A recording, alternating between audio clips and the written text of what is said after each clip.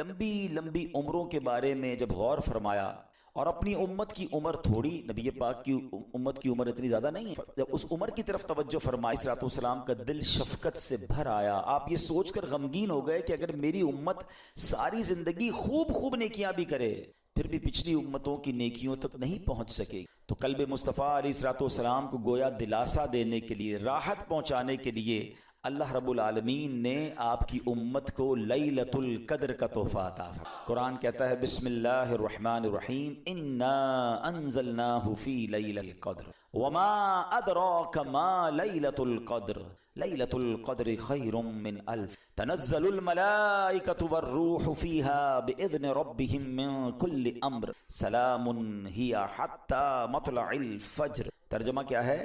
اور تجھے کیا معلوم کہ شب قدر کیا ہے؟ شب قدر 1000 مہینوں سے بہتر۔ انا انزلناہ فی لیلۃ القدر، ہم نے قرآن کو لیلۃ القدر میں نازل کیا، اور تمہیں کیا معلوم لیلۃ القدر کیا ہے؟ شب قدر 1000 مہینوں سے بہتر ہے، اس میں فرشتے اور جبرائیل اترتے ہیں اپنے رب کے حکم سے ہر کام کے لیے، وہ سلامتی ہے صبح چمکنے تک۔ تو یاد رہے کہ یہ جو رات ملی ہے نا، یہ نبی پاک علیہ الصلوۃ والسلام کی خوشی کے لیے، پیارے آقا کو راضی کرنے کے لیے رب نے آپ کی امت کو یہ رات عطا۔ ہاں، مولانا حسن رضا خان صاحب کیا خوبصورت بات لکھتے ہیں، بہت پیارا شعر ہے۔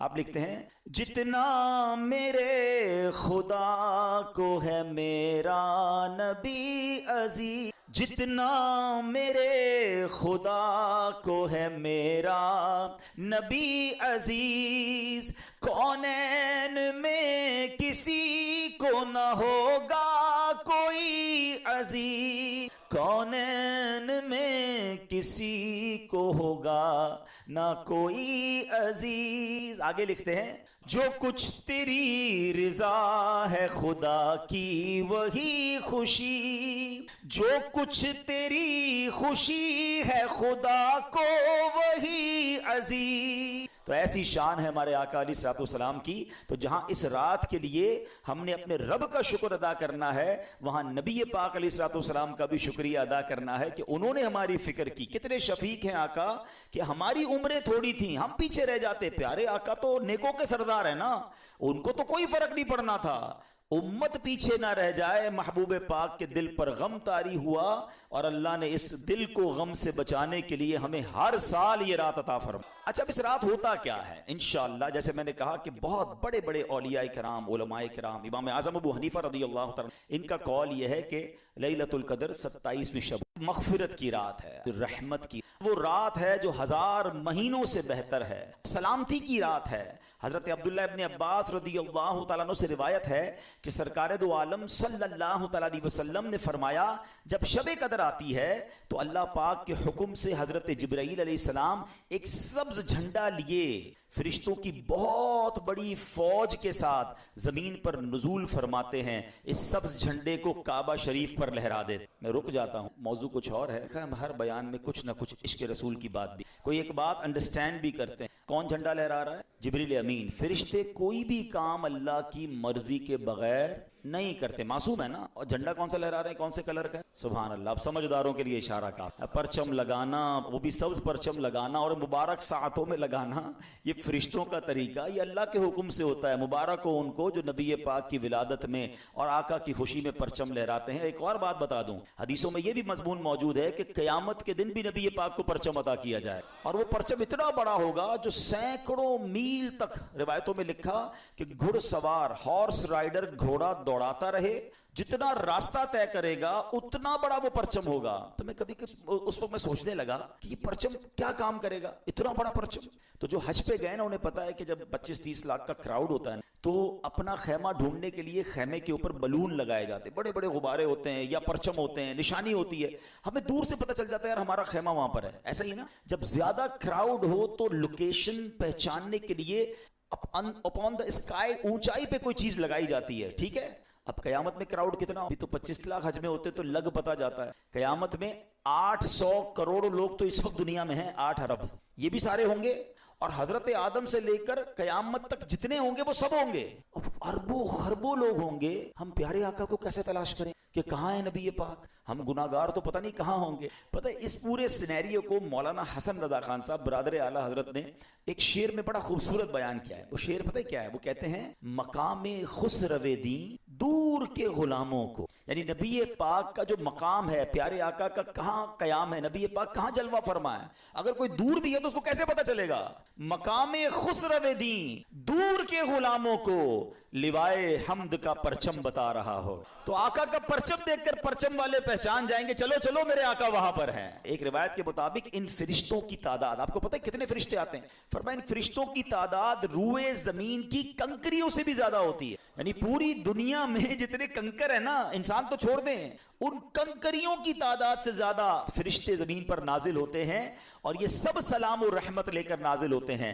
حدیث پاک میں آتا ہے حضرت جبریل علیہ السلام کے 100 بازو ہیں, جن میں سے وہ صرف 2 بازو کھولتے ہیں آج کی رات, اور فرمایا 2 بازو مشرق و مغرب میں پھیل جاتے ہیں.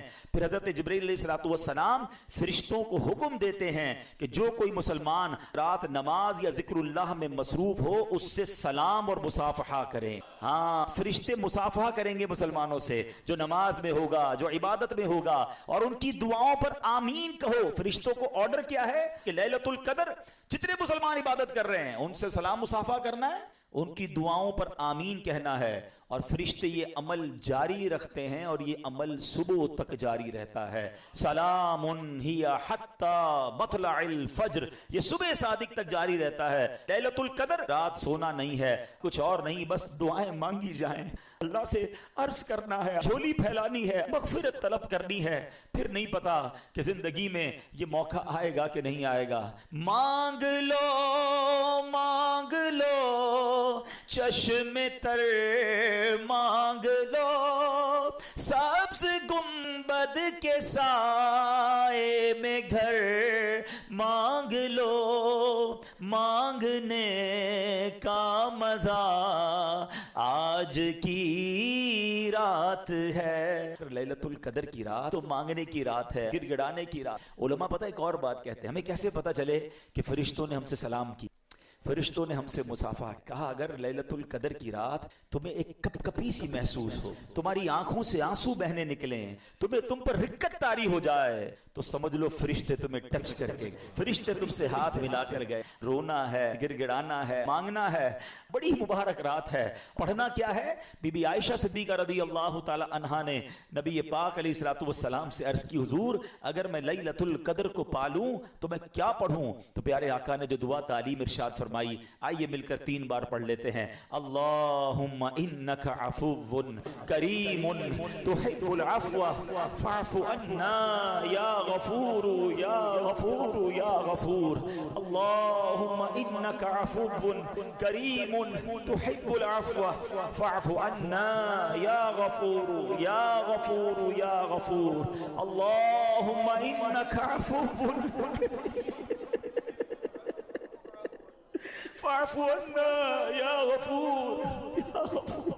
کتنی پیاری دعا ہمارے آقا ہمیں سکھا گئے کہ اللہ سے کیا کہنا ہے, اللہم انک عفو, اللہ تو معاف کرنے والا ہے, تحب العفو, معافی کو پسند کرتا ہے, فاعف عنا, اللہ ہمیں بھی معاف کر دے. بہت وہ بڑا کریم ہے, اس کی رحمت بخشے. یہ کیوں ہمیں رمضان ملا, یہ کیوں عشرہ رحمت آیا, یہ کیوں عشرہ مغفرت آیا, جہنم سے آزادی کا عشرہ. آپ دیکھیں تو صحیح رحمت کا پلان کیسا ہے کہ کہیں نہ کہیں میرے بندوں کی بخشش ہو جائے, کبھی تو کوئی ایسا کام کر لے کہ اس کی بخشش ہو جائے. پھر لیلۃ القدر بھی عطا فرما دی اس مہینے میں.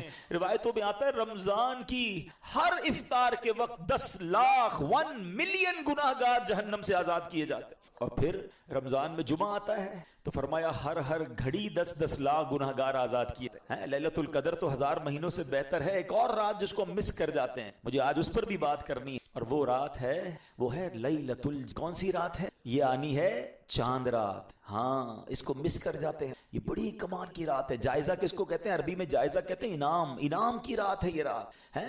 اللہ کریم فرشتوں سے فرماتا ہے, فرشتوں بتاؤ اس مزدور کے بارے میں کیا کہتے ہو جس نے مزدوری پوری کی. فرشتے کہتے ہیں یا اللہ مزدور کو مزدوری تو پوری ملنی. اللہ فرماتا ہے میرے فرشتوں گواہ ہو جاؤ, میں نے ان سب کی مغفرت. یعنی لیلۃ الجائزہ میں حدیثوں میں مضمون ملتا ہے کہ پورے مہینے میں جتنے بخشے جاتے ہیں نا, اس پورے مہینے کی کاؤنٹنگ کے مطابق صرف اس ایک رات میں بخشش ہوتی ہے. مگر بدقسمتی سے ہوتا یہ ہے کہ چاند دکھتے ہی لوگ مسجدوں سے غائب ہو جاتے. پتہ نہیں کیا ہو جاتا ہے. اس بار ایسا نہ, خدا کے واسطے یہ انعام کی رات ضائع مت کرنا. مغرب کے بعد چاند دکھ جائے تو عشاء پڑھنے بھی لوگ نہیں آتے. ہم زبان سے تو نہیں کہتے مگر ہم پریکٹیکلی میسج پتہ ہے کیا دیتے ہیں کہ اے شیطان جب تک تو بند تھا نا تب تک ہم رحمان کے بندے, جب تک ہم اللہ کی مان رہے تھے, جیسے ہی تو آزاد ہوا اب ہم نے اللہ سے تعلق چھوڑا, اب ہم تیرا ویلکم کریں گے, اب تیری باتیں مانیں. ہم کیا کریں, ہم کیوں رب کو ناراض کر بیٹھتے ہیں؟ اللہ نے اتنا دیا, اتنی رحمتیں, اتنی برکتیں, اتنی اسپرچویلٹی, اتنی روحانیت ملی آپ کو, کیا 2-4 دن میں ختم کر دو گے؟ ایسا مت نا. بہت بہت رمضان ہم نے ایسا کیا. اس بار آ گئے ہو نا رحمت کے گھر میں, اس بار آ گئے ہو نا اللہ کی بارگاہ میں, اب جڑ جاؤ, اب واپس میں خود بتاؤ کتنا لطف ہے. اس طرح کا لطف کہیں اور دنیا میں ملتا ہے؟ کریم پتہ ہے کدھر بیٹھے ہیں اس وقت؟ میں اور آپ کریم کے گھر میں, رحمان کے گھر میں بیٹھے ہیں, اور انشاءاللہ وہ کریم ہمیں اسی طرح اپنی بارگاہ میں جنت میں بیٹھنا بھی نصیب فرمائے. یہ ہم ہیں جو اسے چھوڑ کر چلے جاتے ہیں, اس کی رحمت تو بلاتی ہے. ہم ہیں جو بھاگ جاتے ہیں, ہم ہیں جو دور ہو جاتے ہیں. ارے ایسا سکون کہاں ہے دنیا میں, مجھے بتاؤ نا.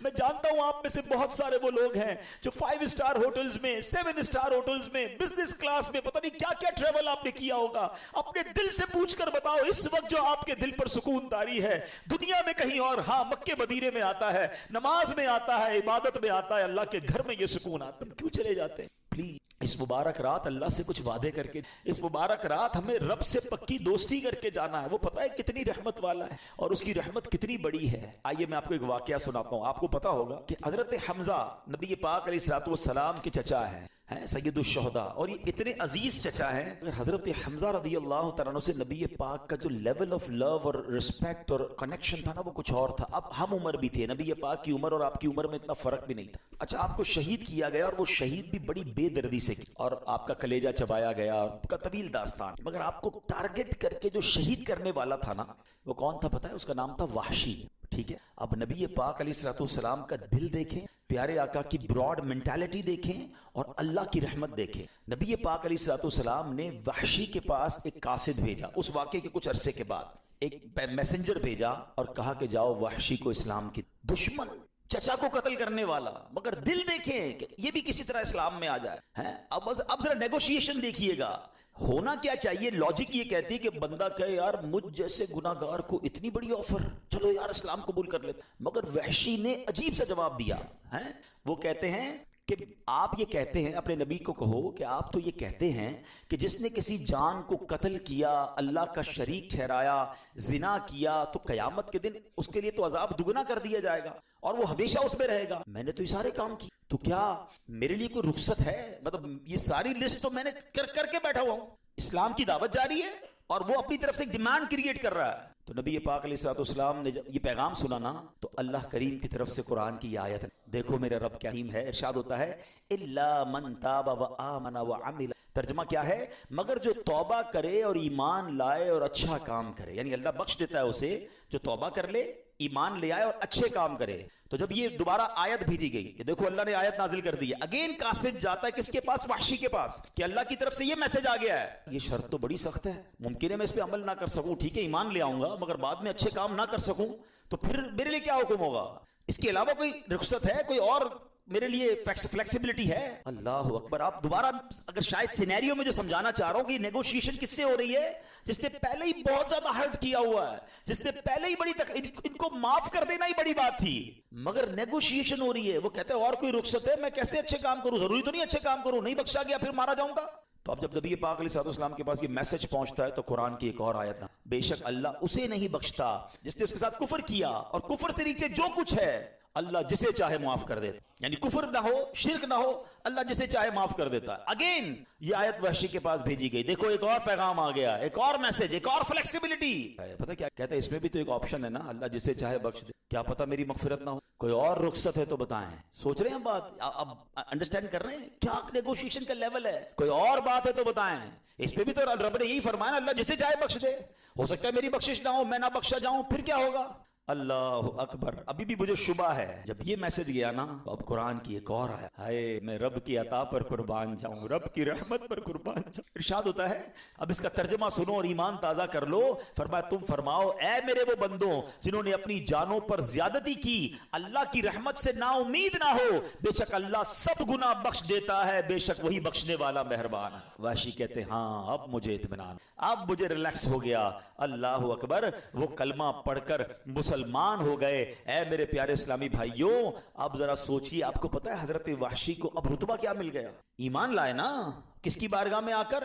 نبی پاک کی بارگاہ میں آ کر. اللہ کے نبی کو ایمان کی حالت میں دیکھا. صرف اسلام نہیں ملا, صرف مغفرت کی گارنٹی نہیں ملی, بلکہ حضرت وحشی کو صحابی ہونے کا درجہ بھی مل گیا. اب ہم ان کے نام کے ساتھ حضرت وحشی رضی اللہ تعالیٰ لکھیں, کیونکہ وہ اسلام لے آئے اور اسلام لانے کے بعد پچھلے سارے گناہ معاف ہو جاتے ہیں. اللہ اکبر. مگر ایک اور کمال پتہ ہے کیا ہوا؟ جب یہ سب کچھ ہو گیا نا تو اب ایک صحابی رسول نے عرض کی, حضور یہ حکم صرف وحشی کے لیے؟ یہ جو آفر تھی یا قرآن کی آیتیں نازل ہوتی گئیں, کیا یہ حضرت وحشی کے لیے ہی ہے؟ یہ سارے مسلمانوں کے لیے ہے؟ سنو, میرے آقا فرماتے ہیں کہ تمام مسلمانوں کے. ہائے ہائے ہائے, اس خوبصورت واقعے سے یہاں نبی پاک کا جو اوپن ہارٹ ہے, نبی پاک کی جو براڈ مینٹالٹی ہے, نبی پاک کی جو معافی اور درگزر ہے, وہ بھی سیکھنے کو مل رہا ہے کہ اپنے چچا کو شہید کرنے والے کو کسی طرح مسلمان کر لوں. وہ ایمان لے آئے, ارے کچھ بھی کر کے اس کے لیے باقاعدہ آفرز کریٹ کی جا رہی ہیں. یہ کیسا دل گردہ ہے. اور ہم اس نبی علیہ الصلوۃ والسلام کے امتی ہو کر چھوٹی چھوٹی باتوں پر دشمنیاں لگائے بیٹھے ہیں,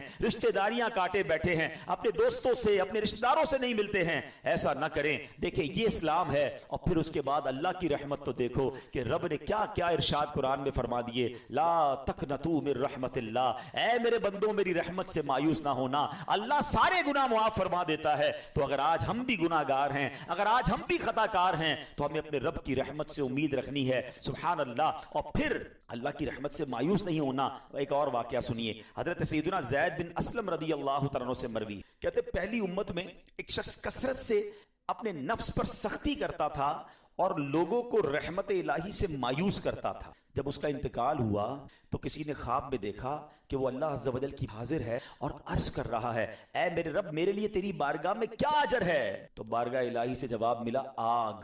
کس کو کہا جا رہا ہے؟ جو بہت عبادت کرتا تھا لیکن لوگوں کو ڈراتا تھا, اللہ کی رحمت سے مایوس کرتا تھا. فرمایا تیرے لیے آگ ہے. یا اللہ میری عبادت میری ریاضت وہ کہاں گئی؟ تو فرمایا تو دنیا میں لوگوں کو میری رحمت سے مایوس کرتا تھا, آج میں تجھے اپنی رحمت سے, لا تقنطوا, اللہ کی رحمت سے مایوس نہیں ہونا ہے. اے میرے پیارے اسلامی بھائیوں, ابن ماجہ کی حدیث ہے, حضرت ابو ہریرہ رضی اللہ عنہ اس حدیث کے راوی ہیں. سرکار دو عالم علیہ الصلوۃ والسلام کا فرمان مغفرت نشان ہے, اگر تم اتنی خطائیں کرو کہ وہ آسمان تک پہنچ جائیں پھر توبہ کرو تو اللہ عز و جل ضرور تمہاری توبہ قبول فرمائے. ہائے ہائے کیسا مالک ہے ہمارا. سنیے ایک اور جگہ اللہ کے حبیب علیہ الصلوۃ والسلام فرماتے ہیں, بے شک اللہ عز و جل رات کے وقت اپنا دست قدرت پھیلا دیتا ہے تاکہ دن میں گناہ کرنے والوں کی توبہ قبول فرمائے, اور دن میں اپنا دست قدرت پھیلا دیتا ہے تاکہ رات کے وقت گناہ کرنے والوں کی توبہ قبول فرمائے, یہاں تک کہ سورج مغرب سے طلوع ہو. یاد رکھیے توبہ کا دروازہ کھلا رہتا ہے. یہ ایک وقت آئے گا قیامت سے پہلے, جب تک وہ وقت نہیں آئے گا نا توبہ کا دروازہ کھلا ہے. اور وہ وقت پتہ ہے کیا ہے کہ جو سورج ہے یہ مشرق سے طلوع ہوتا ہے نا, اور ویسٹ میں ایسٹ سے نکلتا ہے اور ویسٹ میں غروب ہوتا ہے. قیامت سے پہلے ایک دن ایسا آئے گا کہ سورج مغرب سے نکلے گا, اور یہ وہ دن ہوگا جس کے بعد کسی کی توبہ قبول نہیں کی جائے گی. تو ہمیں نہیں پتا وہ دن کب آ جائے. اچھا وہ دن بے شک صدیوں بعد آئے, ہماری سانسیں کب ختم ہو جائے, تو ہمیں توبہ فوری کرنی چاہیے, توبہ میں تاخیر نہیں کرنی چاہیے. اور اس کی رحمت چاہتی ہے کہ ہم توبہ کر لیں تو ہمارے سارے گناہوں کو معاف فرما دے. اللہ اکبر. ایک اور خوبصورت حدیث پاک سنیے, حضرت سیدنا انس بن مالک رضی اللہ عنہ سے مروی کہ میں نے نبی پاک علیہ الصلوۃ والسلام کو یہ فرماتے ہوئے سنا ہے, اللہ عز و جل ارشاد فرماتا ہے, اے ابن آدم اگر تیرے گناہ آسمان کی بلندی تک پہنچ جائیں پھر تو مجھ سے مغفرت کا سوال کرے, میں تیری مغفرت فرماؤں اور اس کی ذرہ برابر پرواہ نہ کروں گا. اے ابن آدم اگر تو زمین کے برابر خطائیں لے کر میری بارگاہ میں حاضر ہو تو میں اس کے مطابق تیری بخشش فرما دوں گا, بشرطے کہ تو میرے ساتھ کسی کو اپنا کنڈیشن ایک ہے, شرک نہیں کرنا. اس کے علاوہ جتنے گناہ ہوں سچی توبہ کر لے, وہ کریم معاف فرما دیتا ہے. اور وہ کیسا معاف کرنے والا ہے. اے میرے پیارے اسلامی بھائیوں, ایک بار نبی پاک علیہ الصلوۃ والسلام کے ساتھ صحابہ کرام بھی بیٹھے تھے, عورت سے بچہ بچھڑ گیا تو ایک عورت بھاگ رہی تھی اور اس نے ایک قیدی بچے کو اٹھا کر اپنے سینے سے لگایا. جب دیکھا کہ بچہ مل گیا, بٹ جس طرح ماں سے بچہ بچھڑ جائے اور وہ دوڑتے ہوئے آ کے بچے کو کیسے پکڑتی ہے, تو صحابہ کرام بھی بیٹھے ہیں, نبی پاک علیہ الصلوۃ والسلام موجود ہیں. اس عورت کو بہت ٹائم بعد اپنا بچہ ملا, اس نے چمٹایا, اسے دودھ پلانے لگی, سینے سے لگا کر رونے لگی. تو پیارے آقا علیہ الصلوۃ والسلام نے فرمایا, اس عورت کو دیکھ کر بتاؤ کیا یہ اپنے بچے کو جہنم میں ڈال سکے گی؟ حضور اللہ کی قسم کبھی نہیں ڈالے گی, یہ تو اس کو خراش بھی نہیں آنے دے گی. میں خلاصہ عرض کر رہا ہوں. تو پیارے آقا علیہ الصلوۃ والسلام نے فرمایا, اللہ عز و جل اپنے بندوں پر اس سے کہیں زیادہ رحم و کرم فرماتا جتنی یہ عورت اس بچے پر مہر. ایک روایت میں آتا ہے اللہ کی 100 رحمت, اللہ نے اس دنیا میں ایک رحمت ہی نازل فرمائی. اچھا, اس رحمت کا صلہ پتہ ہے کیا ہے؟ یہ ماں جو ہم سے پیار کرتی ہے, جو والد ہمارا خیال رکھتا ہے, جانور اپنے بچوں کا خیال رکھتے ہیں, لوگ ایک دوسرے پر جو رحم کرتی ہے, سب کچھ اس ایک رحمت کی برکت سے. یہ ماں کا جو پیار ہے نا, ہر ماں اپنے بچے سے جو پیار کرتی, جان دینے کے لیے تیار ہو جاتی ہے. جانور بھی اپنے بچوں سے پیار کرتے ہیں. روایتوں میں آئیے, سب اس ایک رحمت کا صلہ ہے جو پوری دنیا میں آپ کو رحم نظر آتا ہے. فرمایا 99 رحمتیں قیامت کے دن کے لیے باقی. اللہ قیامت کے دن وہ 99 رحمتیں شامل کر کے اپنے بندوں کی بخشش فرمائے گا. ہائے ہائے, کیسا رحیم, کیسا کریم ہے میرا مولا. اے میرے پیارے اسلامی بھائیوں, حضرت سیدنا جابر بن عبداللہ سے مروی ہے کہ نبی پاک علیہ الصلوۃ والسلام کا فرمان, میری شفاعت میری امت کے کبیرہ گناہ والوں کے لیے ہے. اور اسی طرح ایک اور صحابی کے بارے میں آتا ہے کہ ایک اعرابی نے عرض کی, اب دیکھیں اللہ پر بھروسہ کیسا, کہتے حضور کیا قیامت کے دن گناہ گاروں کا حساب رب خود لے, اللہ حساب لے؟ تو نبی پاک علیہ الصلوۃ والسلام خود لے. ابھی مسکرانے لگا, ریلیکس تھا, گاؤں سے آیا ہوا تھا, دیکھ رہے ہیں. تو نبی پاک علیہ الصلوۃ والسلام نے اس سے مسکرانے کی وجہ پوچھی کہ جواب تو بڑا سیویئر تھا کہ کون حساب لے گا, اللہ لے گا. میں نے کہا اللہ لے گا. تو مسکرا رہے ہو؟ کہتا ہے جب کریم کسی پر قدرت پاتا ہے نا تو معاف کرتا ہے, جب حساب لیتا ہے تو درگزر فرماتا ہے. ہائے ہائے, نبی پاک نے فرمایا عربی سے, جان لو اللہ سے بڑا کریم کوئی نہیں, وہ سب کریموں سے بڑھ کر کریم. کریم قابو پا لے نا تو پھر معاف ہی کر دیتا ہے. اس کو پتا ہے بندہ پھنس گیا ہے, اس کی پکڑ ہو گئی ہے, وہ معاف کر دیتا ہے. اور اللہ تو سب سے بڑا کریم ہے, سب سے بڑا معاف کرنے والا ہے. ایک کمال کا میں آپ کو واقعہ سناتا ہوں. حضرت موسیٰ علیہ نبینا علیہ السلام کے دور کا. اللہ کریم نے آپ کو حکم, میرے ایک ولی کا انتقال ہو گیا ہے تو اس کا جا کر نماز جنازہ ادا کرو, غسل کفن کا. آپ ادھر گئے, جب غسل کفن کے لیے کوشش کی تو لوگ کہنے لگے آپ کدھر آ گئے, بڑا گناہگار, بڑا بدکار اور زمانے کا بیکار شخص ہے, آپ اس کا جنازہ پڑھنے آئے ہیں. بہرحال آپ نے وہ سارا کچھ کر دیا.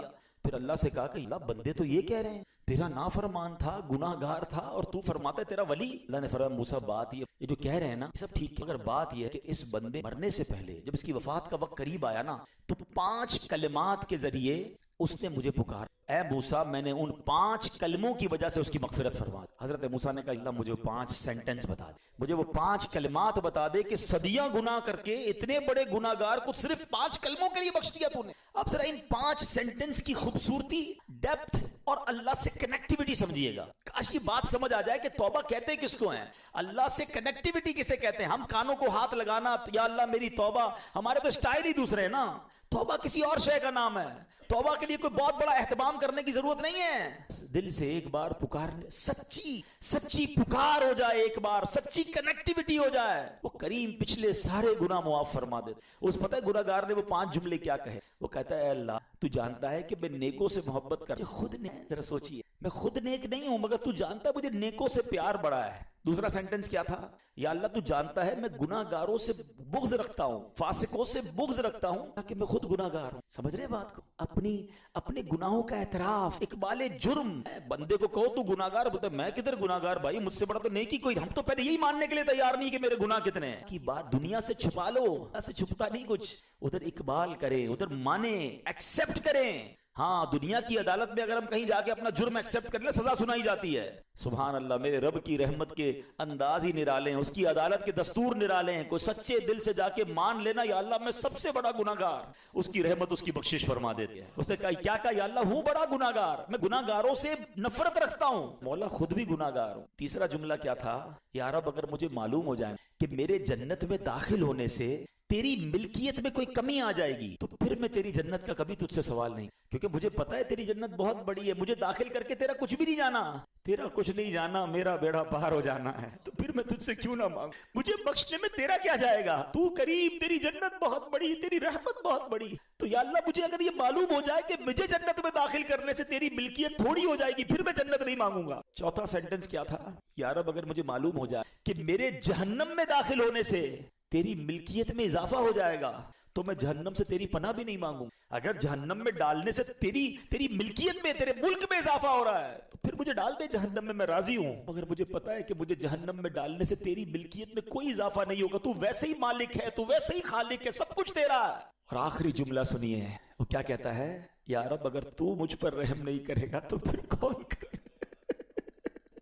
اگر اللہ رحم نہیں کرے گا تو کون کرے گا؟ آج اس کی رحم کی بھیک لینے تو آئے ہیں، آج اس کے کرم کی خیرات لینے تو آئے. ہم مانتے ہیں یا اللہ، ہم سب ایکسپٹ کرتے ہیں، ہم نے بہت گناہ کیے، ہم نے بہت خطائیں کی، لوگوں سے ڈر لگتا رہا کہ کوئی دیکھ نہ لے. مالک معلوم تھا تو دیکھ رہا ہے، پھر بھی ہم نے گناہ کیے. دروازے بند کر کے گناہ کیے، لائٹ آف کر کے گناہ کیے، علاقے تبدیل کر کے گناہ کیے. ہم سب مانتے ہیں مولا، مگر یہ پتا ہے ہمیں بخش دے گا تو تیری رحمت میں کمی نہیں آئے گی، تیرا جائے گا کچھ نہیں. ہم بھی تیرے بندے، ہم بھی تیرے محبوب کے امتی ہیں مولا. تو رحم نہیں کرے گا تو کون رحم کرے گا؟ آج اسی توجہ کے ساتھ اپنے اعمال پر نظر کرنی ہے میرے پیارے اسلامی بھائی. ایسے کریم سے کوئی دور نہیں ہوتا ہے، ایسے کریم سے کوئی نافرمانی نہیں کرتا ہے. وہ کیسے بخشتا ہے، وہ کیسے معاف کرتا ہے.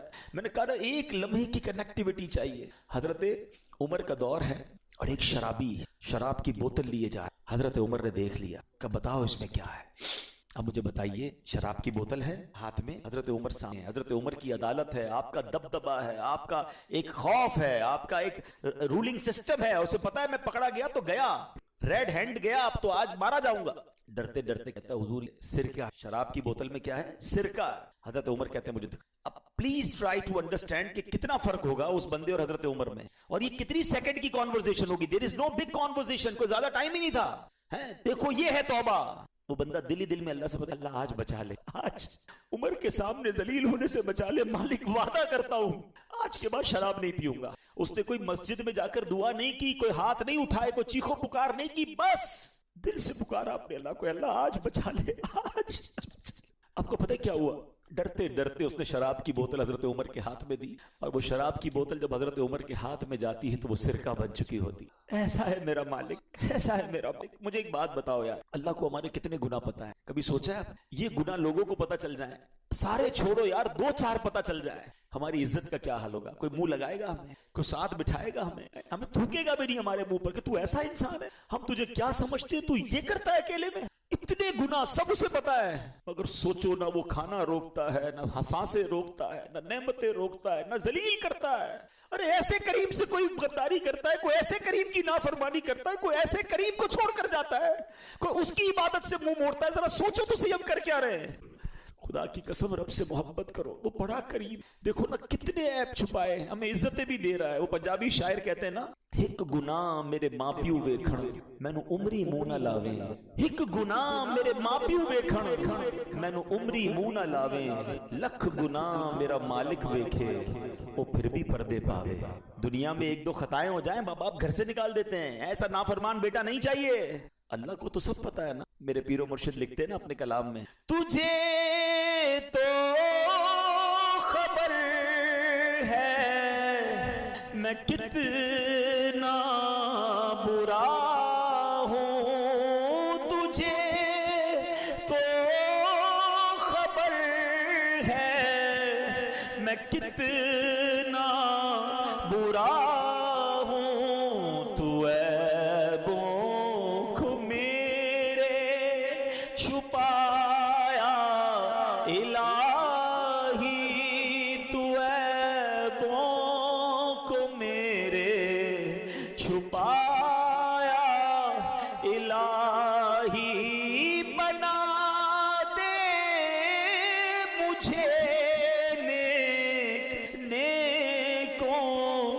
صدقہ بنا دے مجھے،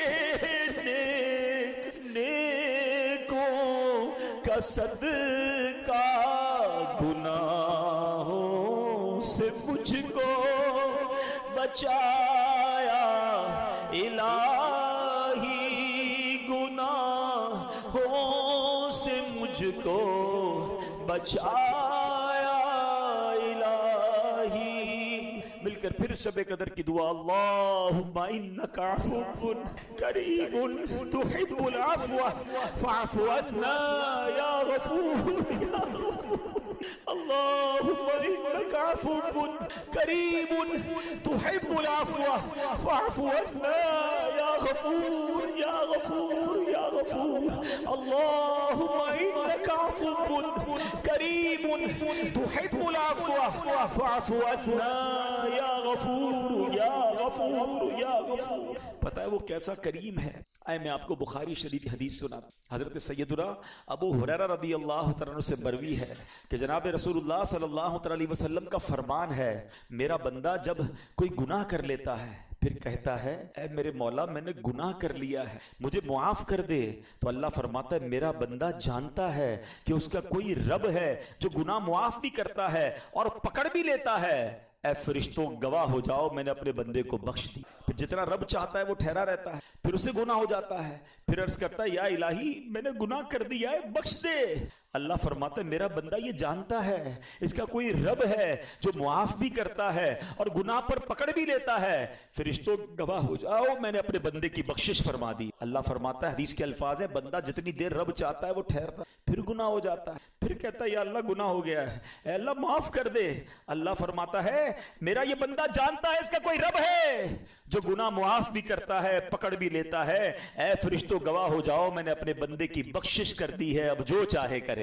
معافی مانگنے والا اس کو اتنا پسند ہے. پلیز اے میرے پیارے اسلامی بھائیوں آج بدل کے جائیں. ہم نے پہلے بھی کئی رمضان گزارے ہیں، کئی بار توبہ بھی ہے، یہ آنسو پہلے بھی بہے ہیں، مگر کیا وجہ ہے کہ جب رمضان جاتا ہے ہم پھر گناہوں میں پڑ جاتے ہیں، حرام دیکھتے ہیں، حرام سنتے ہیں، حرام بولتے ہیں، کئی حرام کماتے ہیں. خدا کے واسطے یہ نہیں پتا ہم کتنا جیئیں گے.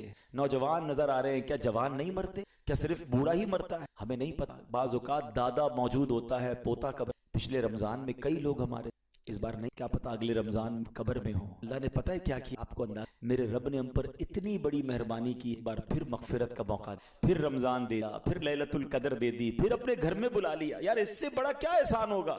اب بھی بدل کر نہ جاؤں، اب بھی اسے راضی کر کے نہ جاؤں، اب بھی اس سے دوستی کر کے نہ جاؤں تو یہ میری کتنی بڑی کوتاہی ہوگی. تو اے میرے پیارے اسلامی بھائیوں خدا را اپنی زندگی کا ٹرننگ پوائنٹ بنا دے. کب تک گناہ کرتے رہیں گے؟ کب تک اللہ کو ناراض کرتے رہیں گے؟ کب تک نمازیں قضا کریں گے؟ کب تک حرام کمائیں گے؟ یار ہمیں نہیں پتا، ہم چلے جائیں گے، یقین کرو چلے جائیں گے. ہم یہاں نہیں رہیں گے، زیادہ عرصہ نہیں رہیں گے، سب نے جانا ہے. مگر جدھر جانا ہے نا اس کو روشن کر لو. مجھے بتاؤ ان اچھے بیڈ رومز اور نرم گدوں کا کیا فائدہ کہ دنیا میں تو شاندار لگژری گھر بنا لیے، قبر میں آگ اور بچھو انتظار کر رہے ہو.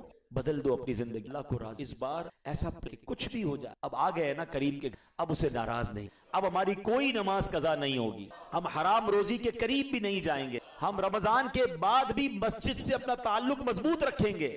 اچھا یہ نیت پہلے بھی ہوئی ہے. میں اب اپنے بیان کو اینڈ کرتے ہوئے ریزن آپ کو ڈسکس کرنا ہے. اس کے پیچھے ریزن ہے کیوں رمضان کے بعد پھر گناہوں میں پڑ جاتے ہیں. میں نے بہت غور کیا کہ یار توبہ کرتے وقت سچی نیت ہوتی ہے، لوگ بڑی ایموشن ہوتے ہیں، آنکھوں میں آنسو ہوتے ہیں، نیتیں کرتے پھر کیوں چینج نہیں ہوتے؟ تو اس کی ایک بڑی وجہ پتہ ہے کہ بڑی وجہ یہ ہے کہ ہم رمضان کے بعد جا کر بیٹھتے انہی دوستوں میں ہیں، اسی گیدرنگ میں جاتے ہیں جو بے نمازیوں کی ہیں، جو حرام کام کرنے والوں کی ہے. بلکہ وہ ایسے دوست ہیں کہ اگر ہم نماز پڑھیں تو مذاق اڑاتے ہیں، کہتے ہیں بھائی پڑھ لی نا رمضان میں جتنی پڑھ لی تھی اب کیا کرنا ہے؟ ارے ٹوپی لگانا شروع کر دے کوئی تو دوست مذاق اڑانا شروع کر دی، کیا ٹوپی پہننا شروع کر دی ہے، بس جمعہ پڑھ لیتے ہو ٹھیک ہے.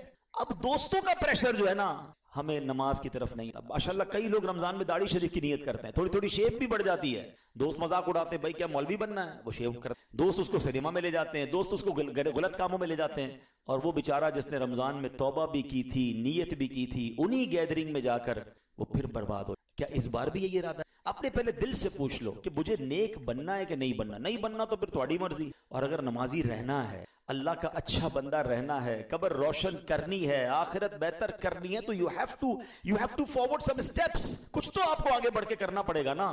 اس میں سب سے پہلا کام یہی ہوگا کہ آپ برے دوست، آپ اچھے دوست، آپ بے نمازیوں کے ساتھ نمازی نہیں بن سکے، آپ جواریوں کے ساتھ بیٹھ کر، شرابیوں کے ساتھ بیٹھ کر اللہ کا پسندیدہ بندہ نہیں بن سکیں. ہمارے کچھ بچے یہ نوجوان بیٹھے ہیں نا، یہ کہتے ہیں ہم بڑے پکے ہیں بھائی، ہمارے دوست شراب پیتے ہیں ہم نہیں پیتے، ہم تو صرف بیٹھتے ہیں. وہ جوا کھیلتے ہیں ہم تو صرف بیٹھتے ہیں. ہمیں پتہ ہے وہ غلط کام کر رہے ہیں، ہم بیٹھتے ہیں. حضرت آج آپ بیٹھ رہے ہیں، تھوڑے دنوں بعد آپ یہ کام. یہ دنیا کا دستور ہے کہ اچھوں کی صحبت تجھے اچھا بنا دے اور برے کی صحبت تجھے برا بنا دے. یہ بچوں کو سمجھ نہیں آتا، نوجوانوں کو سمجھ نہیں آتا. چلے میں آپ کو ایک لاجیکلی ایگزامپل سے سمجھا دیتا ہوں. دنیا میں کسی بھی ہیروئن چی، کسی بھی شرابی، کسی بھی جواری، کسی بھی گیمبلر، کسی بھی جناب قاتل، کسی بھی چور سے اگر ملاقات ہو جائے اس سے ایک سوال پوچھ لیجیے یہ عادت کدھر سے؟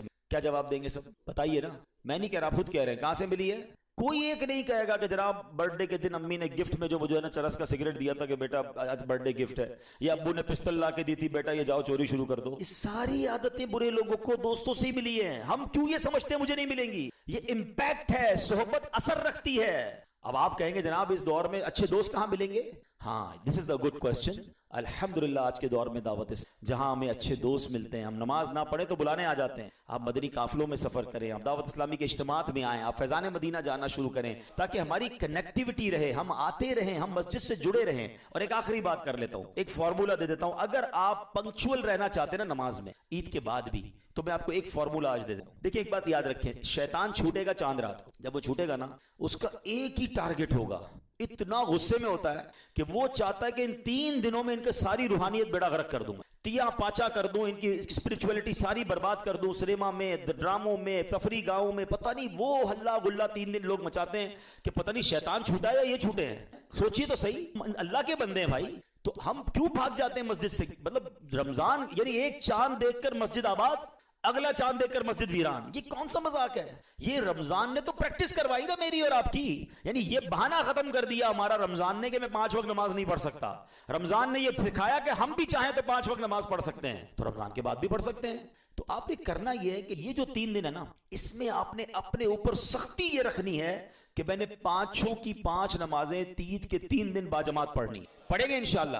اس سے پتہ کیا ہوگا؟ یہ طوفان نکل جائے. ہاں، آپ نے 3 دن اپنے آپ کو لوز کیا نا، آپ پھر نہیں آ سکو گے. شیطان 3 دن میں ڈسکنٹینیو کرتا ہے. آپ نے شیطان کو جواب یہ دینا ہے کہ کچھ بھی ہو جائے، بے شک میرے گھر پہ مہمان ہیں، ان کو بھی کہوں گا چلو بھائی نماز پڑھ کے آ. وہ کہنا یار عید رمضان تو چلا گیا، تو پھر رمضان کے بعد بھی نماز فرض ہے، چلے دوبارہ چلتے ہیں. آپ نے اگر یہ 3 دن میری بات مان لی. امیر اہل سنت کا اعلان کرتے ہیں، کچھ لوگوں کو سمجھ نہیں آتا، وہ نباز ہیں، وہ حکیم الامت ہیں، ان کو پتہ ہے کیسے لوگوں کو ٹریٹ کرنا ہے. وہ کہتے ہیں 3 دن مدنی قافلے میں چلے جاؤ. لوگ کہتے ہیں یار عید کے 3 دن مدنی قافلہ سفر کراتے ہیں، بھائی عید تو گھر والوں کے ساتھ گزارنی. ان کو پتہ ہے کہ 3 دن طوفان آئے گا، سیلاب آئے گا، اس سیلاب سے ہٹ کے جو اللہ کے گھر میں چلا گیا، سیلاب گزر جائے گا، واپس زندگی میں جائے گا، نارمل لائف ہو جائے گی، نمازیں باقی رہیں گی. تو واقعی ایسا ہے، اگر 3 دن اپنے آپ کو اپنے گناہوں سے بچا لیا، نمازوں کی پابندی کی، آپ انشاءاللہ دعا دیں گے آپ کی نماز جاری رہے گی، آپ کا انشاءاللہ گناہوں سے بچنا جاری رہے گا. ان 3 دنوں میں گناہوں کے سیلاب میں بہنا نہیں ہے. اللہ پاک ہم سب کو اس عید پر بھی، لیلۃ الجائزہ میں بھی اپنی خوشی والے کام کرنے کی توفیق عطا فرمائے. ہم مسلمان ہیں، ہماری عید بہت پاکیزہ ہونی چاہیے. یاد رکھیے اسلام میں سیلیبریشن کا کوئی منع نہیں ہے، خوشی کا کوئی منع نہیں ہے. اچھے کپڑے پہنیں، اچھے کھانے کھائیں، بچوں کو عیدی دیں، فیملی کے ساتھ ٹائم گزاریں، دوستوں کے ساتھ دعوت کھائیں، ایوری تھنگ از اوکے. ہر چیز میں ایک بات یاد رکھ لیں. ایک آخری بات کہہ دوں، شاید ایک اور بڑی شیطان نے ہمارے ساتھ گیم یہ کی ہے کہ ہم جب بھی خوشی مناتے ہیں نا، whenever we try to celebrate something، ہر خوشی میں شیطان نے اللہ کو ناراض کرنے والا کام ایڈ کروا دی. اب مجھے پہلے ایک بات بلند آواز سے بتائیں گے، خوشی دینے والا کون؟ دولت دینے والا کون ہے؟ گھر دینے والا کون ہے؟ شادی کے لیے رشتہ ہمارے گھر پر بھیجنے والا کون ہے؟ شادی ہو گئی اس کے بعد اولاد دینے والا کون ہے؟ یہ ساری خوشیاں دینے والا اللہ.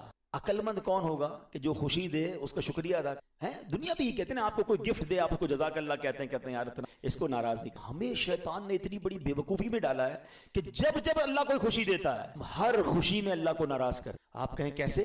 چلیں ابھی بتاتا ہوں. شادی ہوتی ہے، کتنی مشکل سے ہوتی ہے. پوچھو ان ماں باپ سے جن کے بچوں کے رشتے. آپ کے گھر میں شادی ہوئی، کون سا گناہ ہے جو شادی میں لوگ نہیں کہے؟ ناچ گانے، ڈھول، میوزک، بے پردگی. اب تو وہ ہو رہا ہے جو زبان سے بھی ادا نہیں ہو پا رہا. ہوتا ہی نہیں ہوتا. لوگوں سے کہو یار کیا کر رہے ہو؟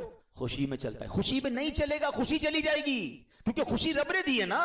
اگر وہ ناراض ہو گیا تو تمہاری خوشی چلی جائے گی. ہم نے دیکھا ہے 2-2 کروڑ روپے شادی پہ خرچ کیے، پتہ نہیں کانسرٹ کیے، ہنگامے کیے، ڈھول تماشے کیے، فائر ورکس کیے، اور آ کر تھوڑے دنوں بعد کہتے ہیں حضرت دعا کرے بچی سسرال میں خوش نہیں، 4 سال ہو گئے اولاد نہیں ہے. تم نے اللہ کو ناراض کرنے میں کوئی کسر چھوڑی تھی؟ قرآن کہتا ہے لَإِن شَكَرْتُمْ لَأَزِيدَنَّكُمْ، تم میرا شکر ادا کرو میں تمہیں اور عطا کروں گا. اچھا اولاد دی اللہ نے، بڑی دعائیں کی، اللہ نے بچہ دے دیا. بچے کی برتھ ڈے میں کیا کرتا؟ کیا قرآن خوانی نہیں ہو سکتی؟ کیا نعت خوانی؟ کون کہتا ہے کیک نہ کاٹے؟ کاٹیں بھائی کیک، کھلائیں دوستوں کو، بلائیں فیملی کو، لیکن اس پہ ڈھول تماشا کدھر سے آ گیا؟ میوزک کدھر سے آ گیا؟ بے پردگی کیوں شامل کی؟ اندازہ ہی نہیں ہے ہم اللہ کو کیسے ناراض کر رہے ہیں. ہر خوشی پہ اللہ نے نیا گھر دیا، نئے گھر کی پارٹی کرنی ہے